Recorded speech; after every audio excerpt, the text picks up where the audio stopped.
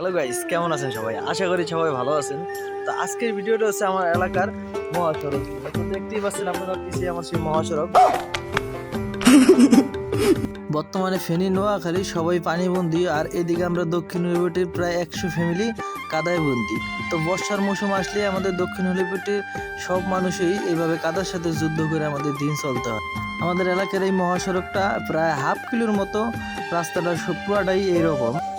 এই মহাসড়কে বেশিরভাগ ভোগান্তিতে পড়ে স্কুলের পোলাপাইনগুলো। স্কুলে যাওয়ার সময় বিভিন্ন ধরনের সমস্যা হয়, তার চেয়ে বেশি সমস্যা হবে আমাদের ভবিষ্যতে।